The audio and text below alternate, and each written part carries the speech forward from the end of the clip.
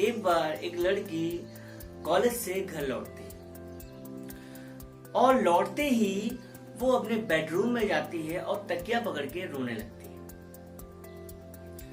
उसके पापा जो सैफ होते हैं उसे रोता हुआ देखते हैं और उसके पास जाते हैं और उसके सर पे हाथ फेरते हैं और पूछते हैं कि बेटा आप रो क्यों रहे हो, और रिप्लाई देती हैं कि कॉलेज में मुझे लोग उल्टा सीधा बोलते हैं, कॉलेज में मेरे लिए लोग कमेंट पास कर रहे हैं और अब मुझे लगता है कि ये जिंदगी बहुत डिफिकल्ट हो गई है हमारे लिए और ये जिंदगी मेरे लिए बहुत फ्रस्ट्रेटेड हो गई है और अब मुझे नहीं जीना।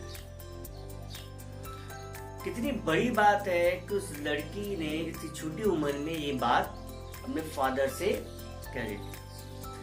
फादर उसकी तरफ देखते हैं और एक छोटी सी स्माइल पास करते हैं और उस लड़की को बोलते हैं चलो मेरे साथ।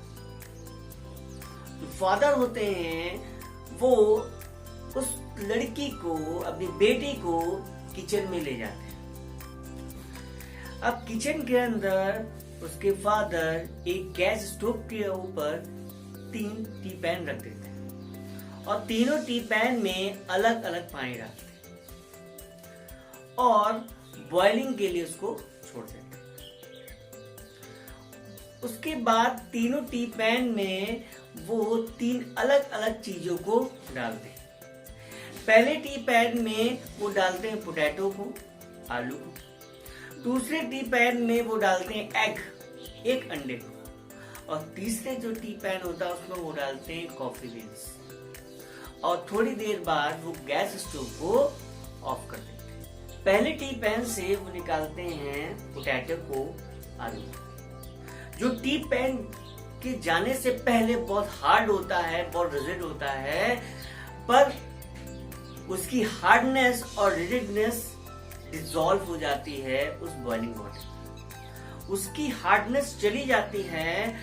वह पहले बहुत सख्त था लेकिन अब वो नरम हो गया। दूसरे टी पैन में वो डालते हैं एग और कहते हैं कि जब मैं इस टी पैन में इस एग को डाल रहा था तो पहले ये बहुत कमजोर था, लेकिन बॉइलिंग वाटर में जाने के बाद ये बहुत सख्त हो गया है, बहुत हार्ड हो गया। जो कि पहले ये टूट सकता था लेकिन अब ये बहुत हार्ड हो गया है, अब ये नहीं टूटेगा। और जब वह तीसरे पैन से उस पानी को निकालते हैं तो उस पानी में कॉफी की सुगंध आ रही होती, कॉफी की फ्रेग्रेंस आ रही होती और वो निकालते हैं और बताते हैं हमारी जिंदगी भी बिल्कुल इसी की तरह होती है जैसे कि इन 3 अलग अलग आइटम के साथ हुआ और इन्हें सेम बॉइलिंग वाटर में डाला गया था। हमारी जिंदगी भी एक बॉइलिंग वाटर है। हमें यहाँ डिसाइड करना है कि आप क्या बनोगे, कि आप पोटैटो बनोगे, कि आप एग बनोगे, कि आप फिर बनना चाहते हो एक कॉफी बीन्स, कि आप किस भी जिंदगी में जाओ उसमें अपनी फ्रेग्रेंस को फैलाओ। अगर आप आलू की तरह बनोगे तो हो सकता है कि आप हार्ड हो और इस जिंदगी की बॉइलिंग वाटर में आके आप अपनी हार्डनेस खो, आप नरम हो जाओ और टूट जाओ। अगर आप एक एग की तरह हो, आप जिंदगी की बॉइलिंग वाटर में जाके आप सख्त हो जाते हो, आप हार्ड हो जाते हो, एक्चुअली आप जिंदगी के ऊपर डिफिकल्ट हो जाते हो। अभी जिंदगी आपके ऊपर डिफिकल्ट लग रही थी लेकिन आप एग की तरह हो और आप एक जिंदगी की बॉइलिंग वाटर में आ गए हो, तो आप हो सकता है कि आप जिंदगी के लिए डिफिकल्ट हो जाओ। हो सकता है कि आप कॉफी बीन्स की तरह बन जाओ, आप सेम वाटर लेवल पे, सेम बॉइलिंग वाटर पे आप घुल मिल जाओ लोगों से और वहां पर अपनी फ्रेग्रेंस को और अपने टेस्ट को छोड़ दो। सो उस डैड ने उस बेटी को मैसेज जो दिया, बोला कि जिंदगी आज भी डिफिकल्ट है और जिंदगी कल भी डिफिकल्ट रहेगी। ये जिंदगी नहीं बदलने वाली, ये जिंदगी उस बॉइलिंग वाटर की ही तरह होगी। सो आपको डिसाइड करना है या तुम्हें डिसाइड करना है कि जिंदगी में आप किन 3 जो चीज थी उसमें से आप क्या बनना चाहते हो।